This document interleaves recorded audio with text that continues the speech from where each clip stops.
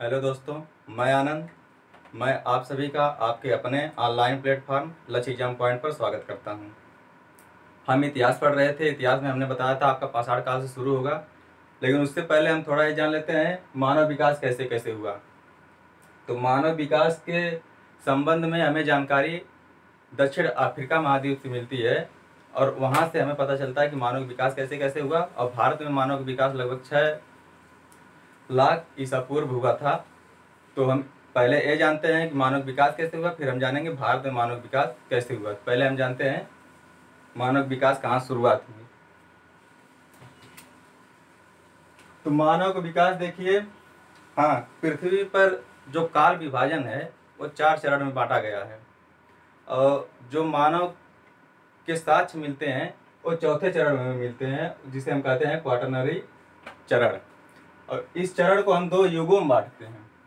एक तो नवयुग है और दूसरा अभिनव युग। नवयुग का मतलब जब हिम युग था तो उसे हम नवयुग कहते थे, और अभिनव युग जब हिम युग समाप्त होने वाला था तो उसे हम अभिनव युग कहते हैं। तो हिम युग क्यों कहते हैं, देखिए एक चीज़ और जानिए। हिम युग था जब, तो उस समय जो उत्तरी और दक्षिणी हमारी ध्रुव है, तो वहाँ पर आप मानव के साक्ष्य जो है वो नहीं मिलेंगे। कहीं कहीं मिलेंगे, लेकिन ना के बराबर मिलेंगे। उसका सबसे बड़ा बड़ा कारण ये था, जो उत्तरी और दक्षिणी ध्रुव थे, मतलब उत्तरी और दक्षिणी ध्रुव के संपर्क में जो क्षेत्र थे, उसके पास जो क्षेत्र थे, वहाँ पर काफ़ी ज़्यादा ठंड थी, और इस कारण वहाँ जो जीवन का विकास था वो संभव नहीं था। और जो विषुवत रेखीय क्षेत्र थे पृथ्वी पर, विषुवत रेखीय क्षेत्र आप पढ़े होंगे।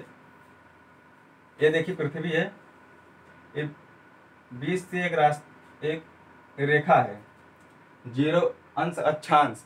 इस 0 अंश अक्षांश के कुछ उत्तर में और कुछ दक्षिण में ऐसी स्थितियां थी कि यहाँ पर मानव विकास या जीव का विकास या भौगोलिक स्थितियां जीवन के लिए उपलब्ध थीं। क्योंकि सूर्य की जो किरणें थी, ये भूगोल में आप पढ़े होंगे कि यहाँ पर लंबवत पड़ती थी, इसलिए यहाँ पर कुछ गर्मी थी, कुछ गर्म प्रदेश थे, मतलब कि यहाँ मानव विकास या जीव का विकास या वनस्पतियों का विकास हो सके। इसीलिए हमें ज़्यादातर जो मानव विकास के संबंध में जानकारी प्राप्त होती है, विषुवत रेखा के आसपास के क्षेत्रों में ज़्यादातर प्राप्त होती है। तो आइए हम आगे जानते हैं, ये तो भूगोल का विषय है। हाँ, तो मानव विकास 2 चरणों में हुआ। पहले चरण को हम हिम युग कहते हैं, दूसरे चरण को हम उत्तर हिम युग। हिम युग का जो मानव था, जब हिम युग था तो उस समय आप भी जानते हैं पृथ्वी पर हर जगह बर्फ ही बर्फ थी। तो ऐसी स्थिति में ना तो विविध प्रकार की वनस्पतियों का विकास हो सका, ना ही विविध प्रकार के जीव जंतुओं का विकास हो सका। तो उस समय मानव कैसा था, आप सोचिए, अगर आज की स्थिति में ऐसा हो जाए, या फिर आप ध्रुवीय प्रदेशों को देखें, वहाँ पर का जनजीवन आज का कैसा है। आज भी जो वहाँ के रहने वाले मानव हैं वो क्या करते हैं, वो शिकार करते हैं, शिकार करके अपना पेट पालते हैं। तो कैसे हैं वो खाद्य संग्राहक हैं। वो शिकार करते हैं, शिकार को इकट्ठा करते हैं, खाते हैं, या फिर शिकार किए उसे रख लिए, 1 2 या 3 टाइम खाए, फिर इसके बाद खत्म हो, फिर शिकार करेंगे, फिर खाएंगे। तो अभी भी ऐसी स्थितियाँ देखिए, उत्तरी और दक्षिणी ध्रुव के पास के जो मानव हैं, उत्तरी ध्रुव दक्षिणी ध्रुव कहाँ पाए जाते हैं, उत्तरी ध्रुव पर जो पाए जाते हैं, वहाँ की स्थितियाँ भी ऐसी है। और उस समय के मानव जो शरीर था उस पर बड़े लंबे लंबे बाल हुआ करते थे, रेशेदार पूरे। आज भी उत्तरी ध्रुव के जो जानवर हैं या जो मानव, उनके शरीर पर ऐसे ही है, स्थितियाँ ऐसी ही पाई जाती हैं। ज़्यादातर जानवरों के बारे में पढ़े होंगे, उनके शरीर पर देखें खूब लंबे लंबे बड़े बड़े बाल होते हैं पूरे। तो ऐसी स्थितियाँ उस समय भी थी। तो देखिए 20 जो हिम युग है, ऐसा माना जाता है कि 20 लाख साल पहले से, 20 लाख वर्ष पहले से 12,000 वर्ष पहले तक था। इसके बाद 12,000 वर्ष के बाद जो है स्थितियां बदल गई। परिस्थितियां कुछ इस प्रकार बदली कि हिम युग लगभग समाप्त होने लगा, और उस समय थोड़ी गर्मी पड़ने लगी पृथ्वी पर, और यहाँ पर नई नई वनस्पति। जाहिर सी बात है, अगर गर्मी पड़ेगी जैव विविधता वहाँ ज़्यादा पाई जाएगी। आप देखते होंगे विषुवत रेखीय क्षेत्रों में जैव विविधता ज़्यादा क्यों पाई जाती है, क्योंकि यहाँ पर सूर्य तप की मात्रा ज़्यादा प्राप्त होती है। आपको अगर सूर्य का प्रकाश, ऊर्जा स्रोत हम लोगों को सूर्य का प्रकाश, अगर सूर्य का प्रकाश ज़्यादा मात्रा में मिलेगा तो क्या होगा, विकास हमारा ज़्यादा तेजी से होगा। तो उस समय जब 12,000 वर्ष पूर्व पृथ्वी पर हिमयुग समाप्त होने लगा। यहाँ पर थोड़ा गर्मी पड़ने लगी और जो यहाँ की भौगोलिक स्थितियाँ थी वो थोड़ा उष्ण होने लगी और बरसाती होने लगी। जब बरसाती होने लगी तो कई प्रकार की वनस्पतियों का जन्म हुआ, कई प्रकार के जीव जंतुओं का जन्म हुआ। तो इस समय मानव का जो विकास है और मानव की जो इतिहास है, दोनों में परिवर्तन देखा जाता है। तो पहले हम जानते हैं कि मानव विकास कैसे कैसे हुआ, कहाँ से हुआ। तो पृथ्वी पर सबसे पहले मानव विकास जो है पूर्व हिमयुग, मतलब हिमयुग से पहले, हिमयुग जब शुरू होने वाला था उससे जस्ट पहले, और हिमयुग के प्रारंभिक चरण से हमें दिखाई देते हैं। और ये चरण हमें भारत में नहीं दिखाई देते। भारत में मानव विकास लगभग 6 लाख वर्ष पूर्व हुआ। और ये सारे जो हमें विकास दिखाई देते हैं दक्षिण अफ्रीकी महाद्वीप में, क्योंकि ऐसा माना जाता है दक्षिण अफ्रीकी महाद्वीप से ही मानव विकास हुआ। कुछ ऐसे भी साक्ष्य मिले हैं जो यूरोपीय कंट्री हैं वहाँ से भी मिले हैं कि मानव विकास भारत से पहले वहाँ पर भी हुआ था, लेकिन हमें ज़्यादातर साक्ष्य जो है यहाँ से मिले हैं। यहाँ से देखिए, आपको क्वेश्चन नहीं पूछे कहीं, बस हम विकास के बारे में बताते हैं, बस आप देख लीजिए। इसके बाद जब हम पाषाण काल इसी के जस्ट बाद शुरू कर रहे हैं, वहाँ से क्वेश्चन आपको पूछा जाएगा। हमने पाषाण काल के बारे में आपको बताया भी है, तो हमें ज़्यादा बताने की जरूरत नहीं पड़ेगी। तो देखते हैं, पृथ्वी पर मानव का विकास जो है पूर्व हिमयुग और प्रारंभिक हिमयुग में हुआ। और सबसे पहले जो हमें मानव के बारे में जानकारी मिलती है वो लगभग 50 लाख वर्ष पूर्व, या यूँ कहें 20 लाख वर्ष पहले से हमें मिलती है। तो कौन, उस मानव को हमने होमोनिड्स के नाम से संबोधित किया, मतलब ये नाम हमने दे दिया उसे। ये भी दक्षिण अफ्रीका में पाया गया। दक्षिण पूर्व, देखिए दक्षिण पूर्व अफ्रीका कैसे है, ये अफ्रीका महाद्वीप है, मान लीजिए ऐसे ऐसे है, ऐसे ऐसे ऐसे ऐसे। तो यहाँ पर क्यों पाया गया दक्षिण पूर्व, इन्हीं तटों पर क्यों पाया। आप जानते होंगे कि जो गर्म जलधाराएं और ठंडी जलधाराएं तो चलती है ना, तो इधर तो गर्म जलधारा, इधर ठंडी जलधारा। तो यहाँ की आप जानते होंगे भौगोलिक परिस्थितियाँ जो हैं, दक्षिणी अफ्रीकी महाद्वीप की जो पश्चिमी तट है या पश्चिमी भाग है, वहाँ की भौगोलिक स्थितियाँ कैसी हैं, थोड़ा ठंडी है, और इधर की भौगोलिक स्थितियाँ थोड़ी गर्म हैं।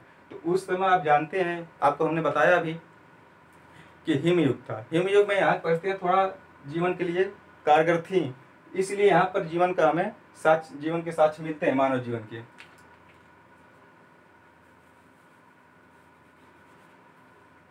आइए आगे हम जानते हैं।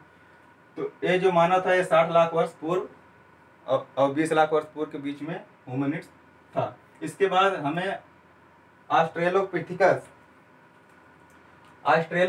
का साक्ष्य मिलता है। ये भी हमें दक्षिण पूर्व एशिया में मिलता है, या दक्षिण पूर्व ऑस्ट्रेलिया, दक्षिणी एशिया में। ये लगभग 55 से 15 लाख वर्ष पूर्व यह मानव था। और ये यानी जो पहले वाला मानव था, ये मानव बंदर की तरह था, लंगूर की तरह था, झुककर चलता था।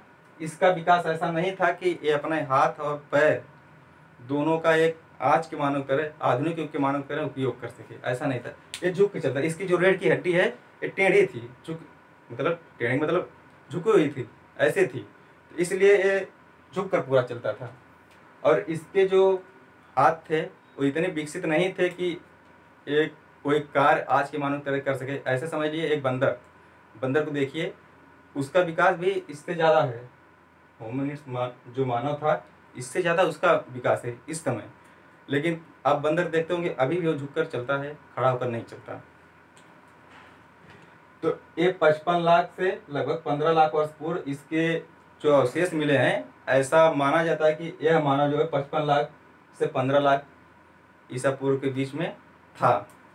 और ये देखिए इसमें लंगूर और मनुष्य की विशेषताएं मिलने लगी, मतलब कुछ ऐसी विशेषताएं थी जो लंगूर जैसी थी, कुछ ऐसी विशेषताएं थी जो मानव जैसी थी। जैसे लंगूर जैसी विशेषताएं क्या थी, अभी भी ये झुक कर चल रहा था, लेकिन ये अपने हाथ का उपयोग करने लगा।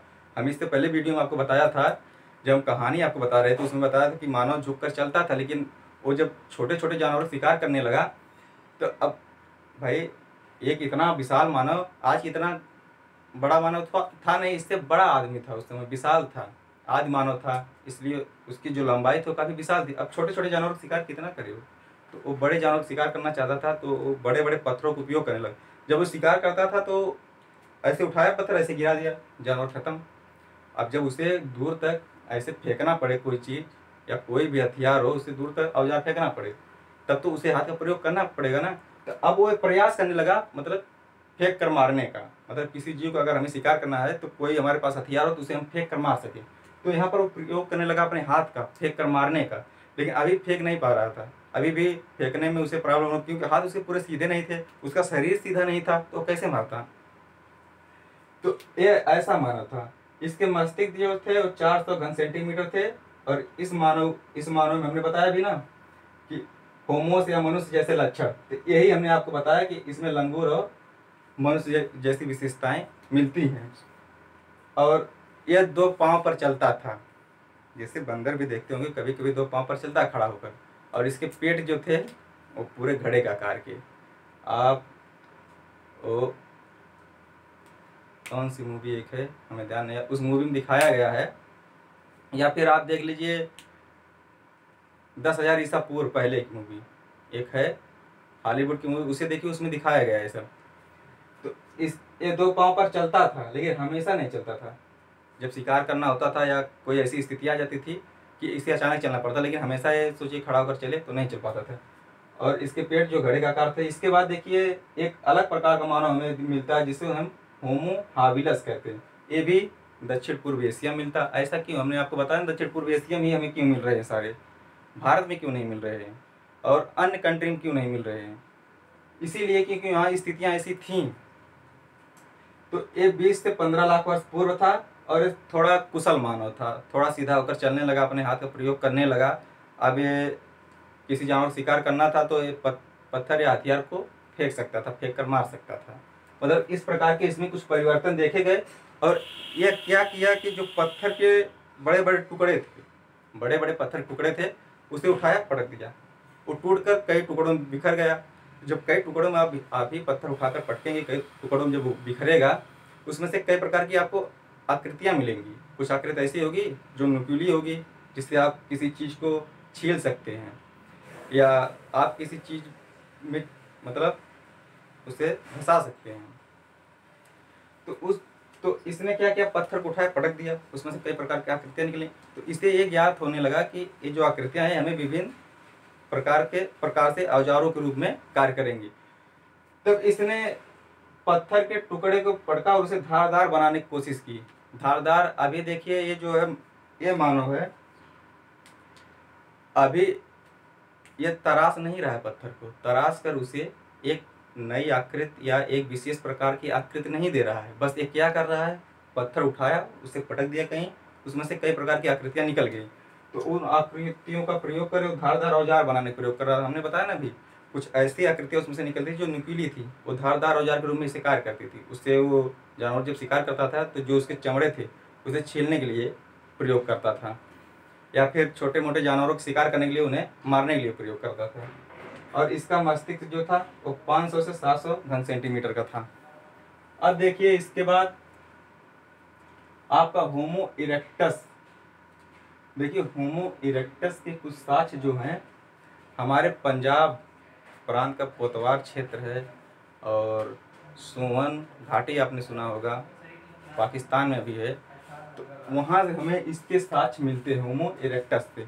जो यहाँ देखिए अफ्रीका में बताया गया 18 से 16 लाख ईसा पूर्व था, लेकिन भारत में 6 लाख ईसा पूर्व के आसपास साक्ष्य मिलते हैं। इस प्रकार का मतलब उसकी विशेषताएं इससे मिलते हैं, ना कि वही मानव यह था, उसकी विशेषताएं इससे मिलती हैं।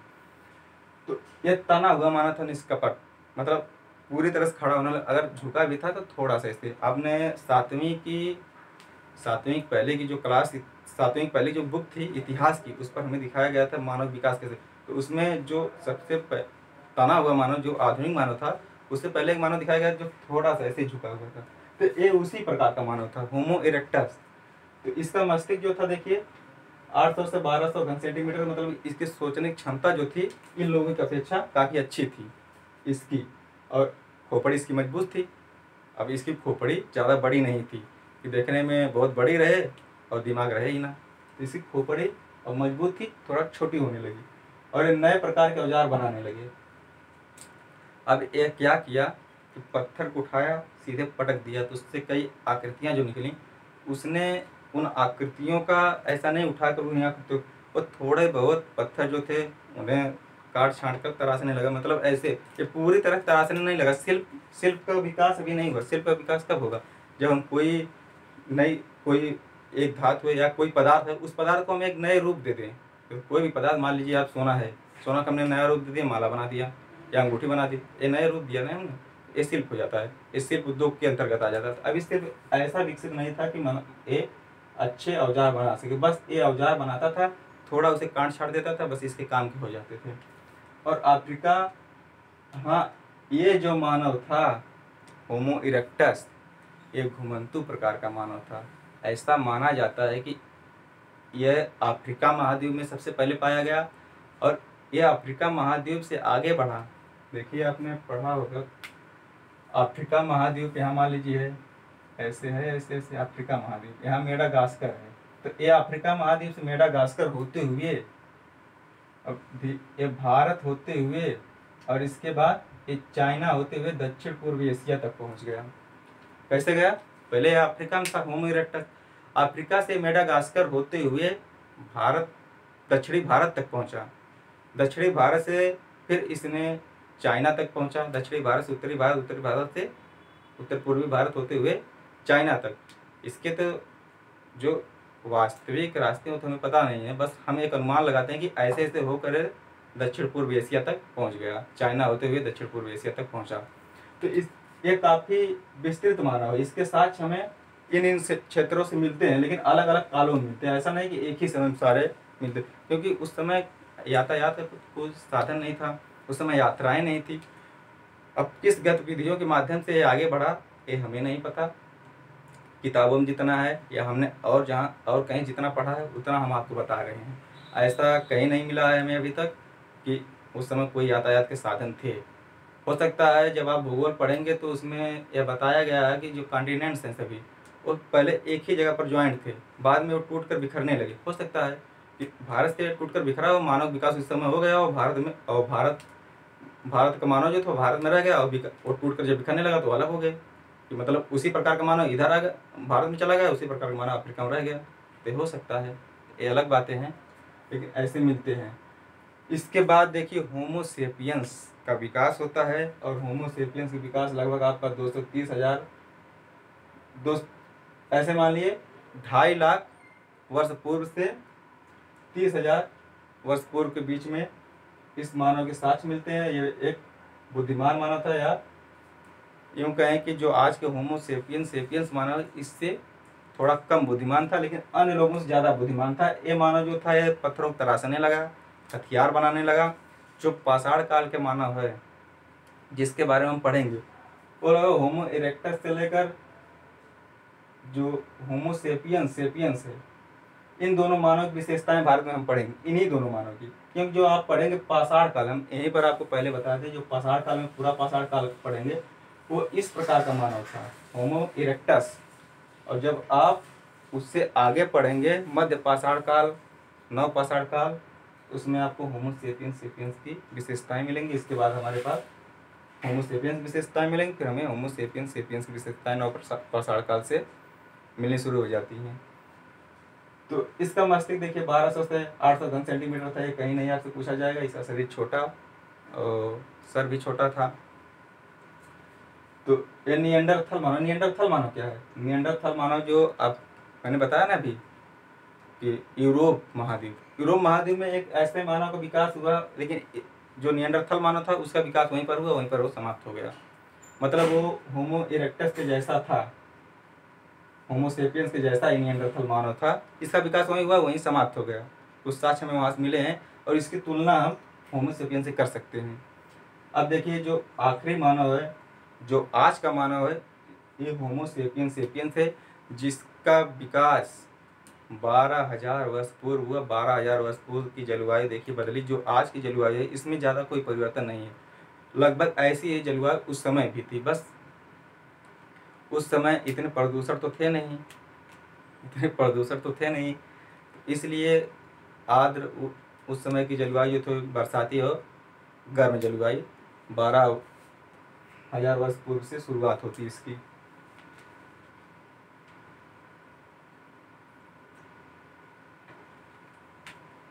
हाँ, तो इसकी शुरुआत यहाँ से होती है।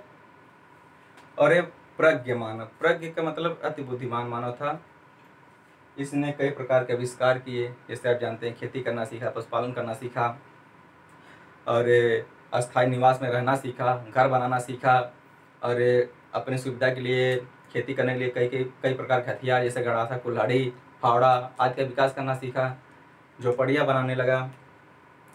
तो ऐसे ऐसे विकास करने लगा। और इसका माथा थोड़ा बड़ा, हड्डियाँ पतली थी।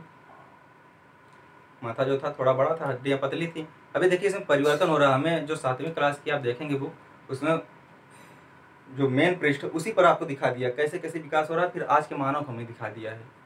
तो और विभिन्न प्रकार के औजार बनाने लगे, हमने आपको बताया। और इसके बारे में कुछ और बातें हैं। ये पर्यावरण को अपने अनुसार ढालने लगा, या यूँ कहें कि पर्यावरण को अपने अनुसार कैसे ढालने लगा। अब ये जहाँ स्थायी निवास करने लगा, वहाँ की जो वनस्पतियाँ थी या पेड़ पौधे थे, उनका उपभोग करने लगा, अपने फायदे के लिए उनका उपभोग करने लगा। और ये पर्यावरण को अपने अनुसार कैसे ढालने लगा। अब वृक्ष जहाँ है, मान लीजिए कहीं वनी क्षेत्र है, वनस्पतियाँ हैं, तो पर्यावरण में प्रकृति जो अपने स्वतः किसी चीज़ को उत्पन्न करती है, उसे हम आप नहीं उत्पन्न करते, लेकिन ये क्या किया, काटने छाटने लगा, जंगलों को समाप्त करने लगा। धीरे धीरे देखिए विकास कर रहा है। हम आपको डायरेक्ट नहीं बता रहे कि तुरंत इसने काटना शुरू किया, जो नव पाषाण काल शुरू हुआ तुरंत डायरेक्ट काटना शुरू किया, ऐसा नहीं है। धीरे धीरे विकास किया। पहले तो अस्थायी निवास पर रहना शुरू किया, इसके बाद ये अनाज उगाना शुरू किया, इसके बाद ये धीरे धीरे खेती करने के लिए पेड़ पौधे या वनस्पतियों या यूँ कहें जंगलों को धीरे धीरे साफ करने लगा। जब साफ करने लगा तो इस प्रकार से ये पर्यावरण को अपने अनुसार ढालने शुरू किए। आज देखिए हम पर्यावरण को अपने अनुसार ढाल रहे हैं, इसीलिए इतनी प्राकृतिक आपदाएं आई हुई हैं। कोरोना देखी है, या कहीं सुनामी आ रही है, कहीं भूकंप आ रहे हैं। क्यों आ रहे हैं? हम अपनी प्राकृतिक जो स्थितियाँ उन्हें हम अपने अनुसार ढालना चाहते हैं। भाई अगर हम किसी चीज़ में छेड़खानी जाकर करेंगे, मान लीजिए मध का छत्ता है, उससे आप छेड़खानी करेंगे तो क्या करेगी, क्या करेगी? वो आप पर अटैक करेगी ना। अब हम प्रकृति से छेड़खानी करते हैं तो हमारे ऊपर अटैक करती है। तो यही स्थितियां देखिए, ये अपने आप को पर्यावरण को अपने अनुसार ढालना शुरू किया। जो होमो सेपियंस मानव है, इसे हम नव पाषाण युग का मानव भी कहते हैं। और इसका मस्तक जो था हमारी तरह था, गोल मटोल जैसे है। इसके बाद देखिए हम भाषा विकास में कई अपवादे हैं। जैसे पहले तो ऐसा था, माना जाता था भाषा विकास जो 35,000 ईसा पूर्व के आसपास हुआ, लेकिन बाद में कुछ साक्ष्य ऐसे मिले हैं जिनसे पता चलता है कि भाषा विकास नहीं 50,000 ईसा पूर्व हुआ। तो यह था हमारा मानव का विकास कैसे हुआ। ये मानव विकास है, इससे क्वेश्चन नहीं आपसे पूछा जाएगा, बस आप इसके बारे में जानते रहें। अब इसी से आगे हम मूव करते हैं। इससे आगे हम पढ़ेंगे पाषाण काल, उसके बारे में थोड़ा बहुत जानेंगे, फिर हम आगे बढ़ जाएंगे। तो आइए हम आगे बढ़ते हैं इसी वीडियो में।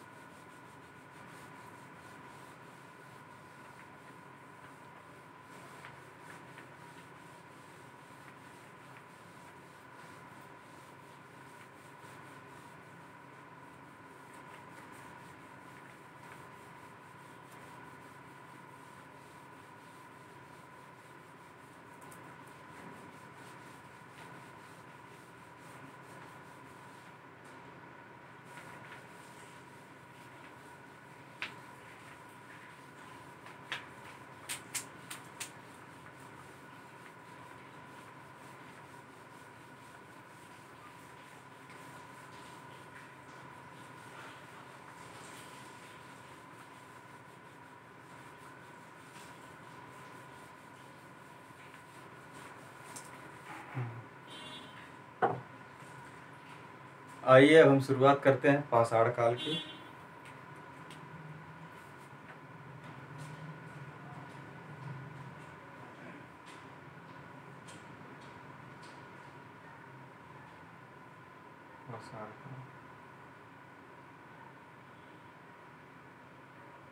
हमने आपको इस दिन बताया था पाषाण काल को 3 भागों में बांट कर पढ़ा जाता है। एक है पूरा पाषाण काल, पूरा पाषाण काल, एक है मध्य पाषाण काल।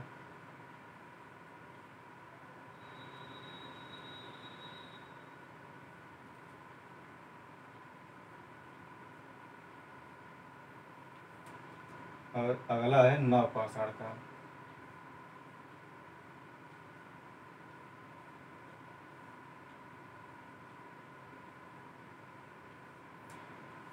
हमने उस दिन आपको बताया था पूरा पाषाण काल को हम पैलियोलिथिक एज कहते हैं, मध्य पाषाण काल को हम मेसोलिथिक एज कहते हैं और नव पाषाण काल को हम नियोलिथिक एज कहते हैं।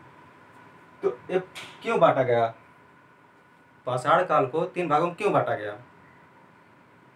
देखिए, जो पूरा पाषाण काल है ये ऐसे माने तो 20 लाख वर्ष पूर्व से शुरू होता है और लगभग 2.5 लाख वर्ष पूर्व तक चलता है।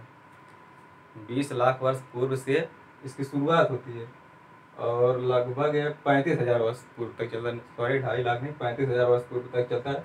35,000 वर्ष पूर्व से 10,000 वर्ष पूर्व या 12,000 वर्ष पूर्व हमने बताया था अभी आपको कि जब जलवायु थोड़ी गर्म हुई या बरसाती हुई, उस समय से हमें नव पाषाण की जानकारी मिलती है। और ये जो मध्य पाषाण काल है ये उत्तर हिमयुग में, मतलब 35,000 से लेकर आपको 12,000 वर्ष या 10,000 वर्ष पूर्व तक इस हमारा पाषाण काल था।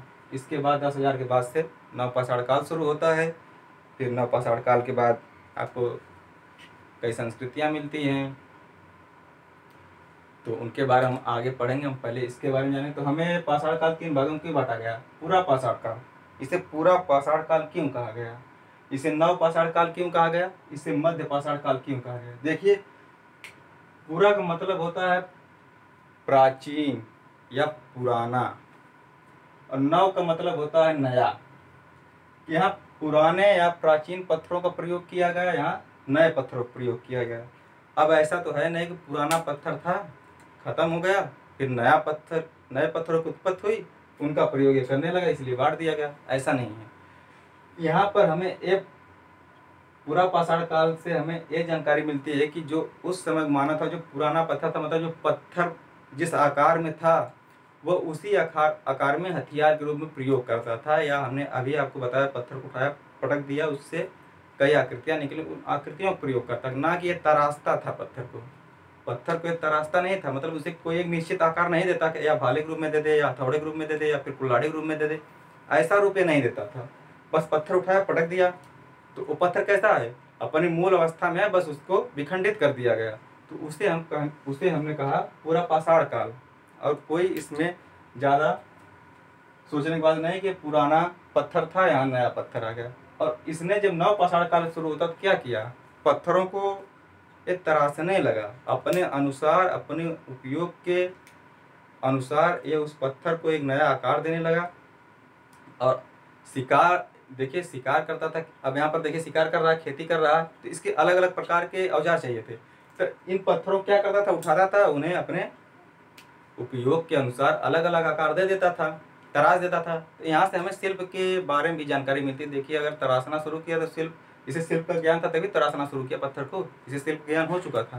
लेकिन यहाँ पर अभी शिल्प का ज्ञान नहीं था, बस पत्थर को उठाता था, पटक देता था। पहले तो उठाकर पटकता भी नहीं था, छोटे बड़े पत्थर मिले, जैसे जानवर थे, उठाकर ऊपर से पता चला पहाड़ी पर है ऊपर, जानवर नीचे जा रहा है, ऊपर छोड़ दिया, जानवर समाप्त हो गया, जाकर अपना उपभोग कर लिया उसका।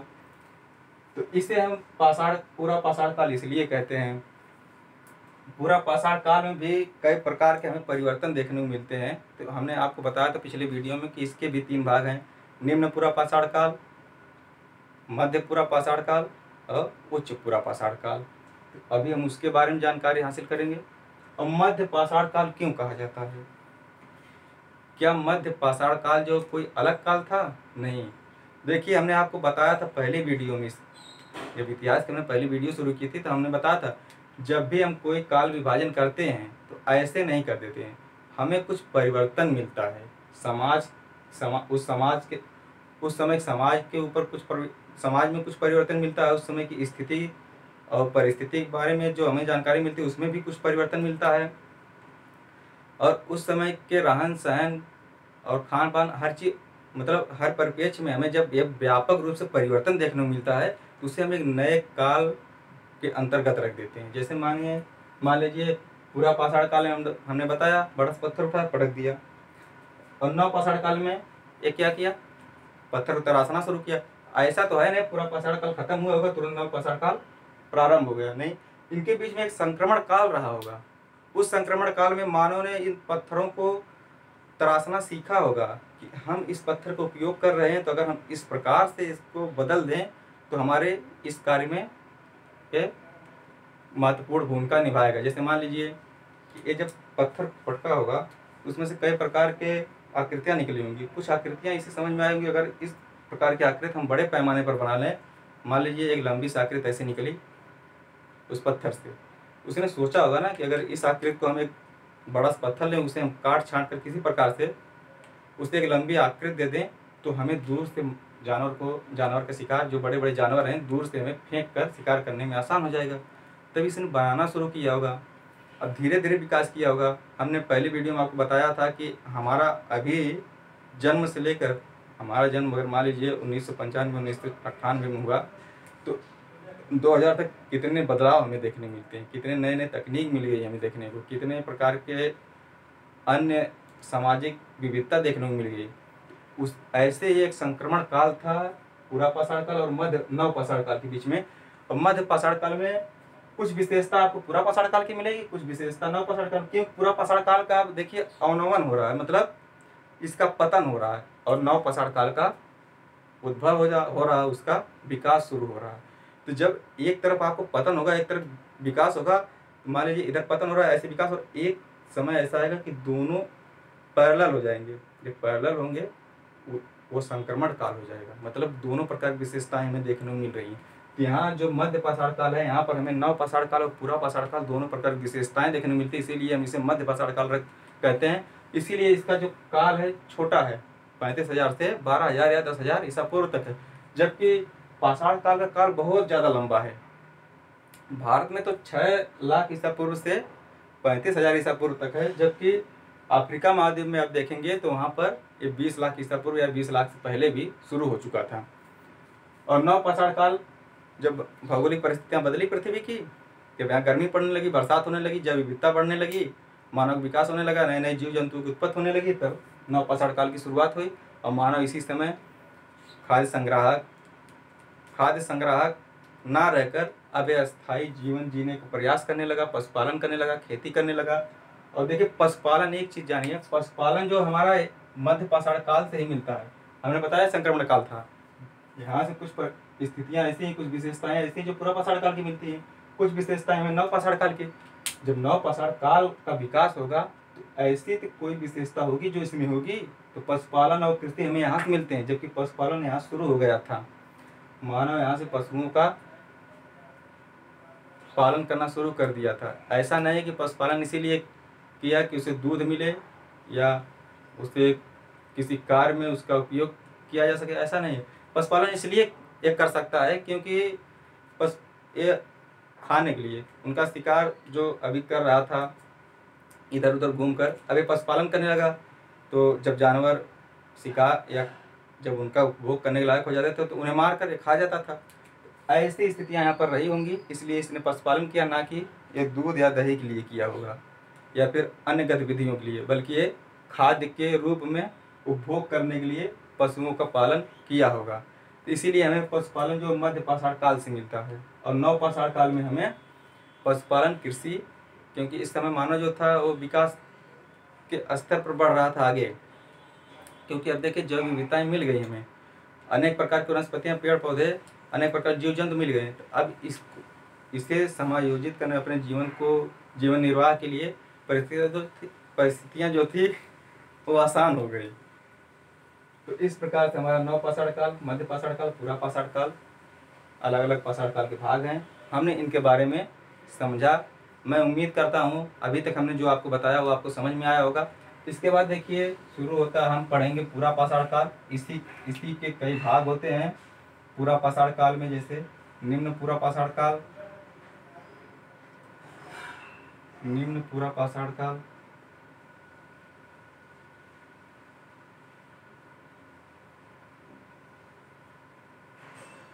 और इसके बाद मध्य पूरा पाषाण काल,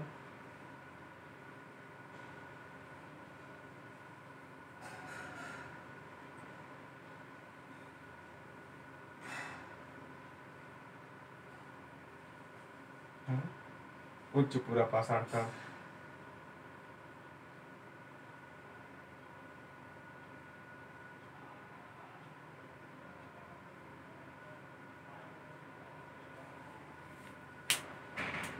अब पूरा पाषाण काल को किन 3 भागों में बांटा गया।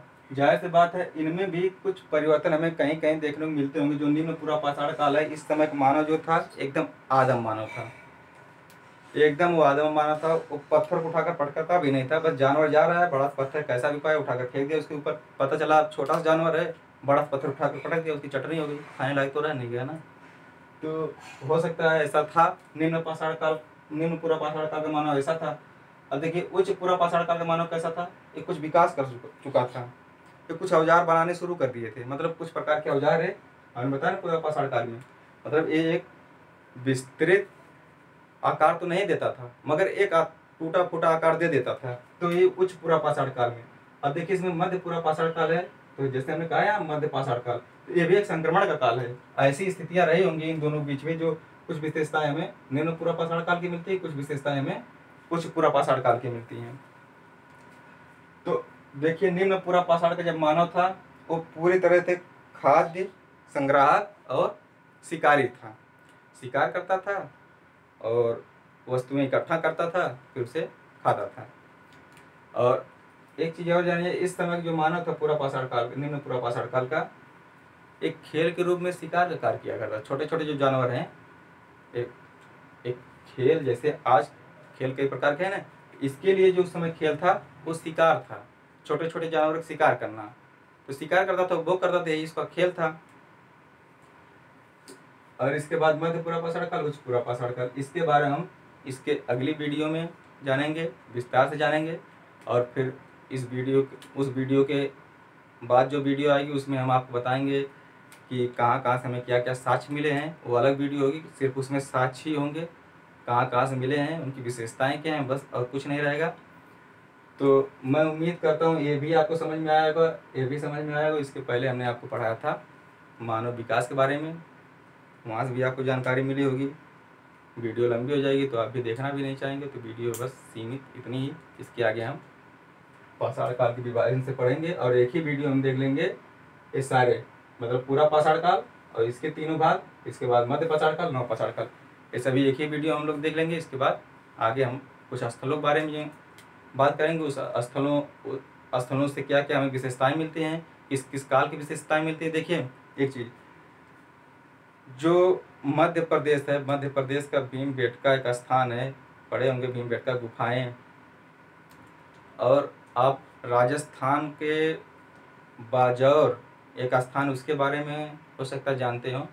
और एक पंजाब प्रांत जो है सोनगढ़, ये 3 स्थान ऐसे हैं जहाँ से हमें इन तीनों काल की थोड़ी बहुत विशेषताएं मिलती। मुख्य रूप से निम्न और मध्यकाल की तो पूरी तरह की विशेषताएं मिलती, थोड़ा बहुत हमें उच्च पूरा पाषाण की विशेषताएं मिलती है। एक महाराष्ट्र में सिरकी और नेवासा स्थान है, वहाँ से हमें ज़्यादातर उच्च पूरा पाषाण काल और मध्य पूरा पाषाण काल, कुछ मायने में हमें निम्न पूरा पाषाण काल की भी जानकारी मिलती है। तो ऐसे स्थल हैं कुछ, तो हम उसके बारे में इसके बाद जो वीडियो आएगी पाषाण काल, उसके बाद जो वीडियो आएगी उसके बारे में जानकारी हासिल करेंगे। इसमें इतना ही। धन्यवाद दोस्तों, मैं उम्मीद करता हूँ आप हमारी वीडियो शेयर करते होंगे, लाइक करते होंगे, सब्सक्राइब किए होंगे।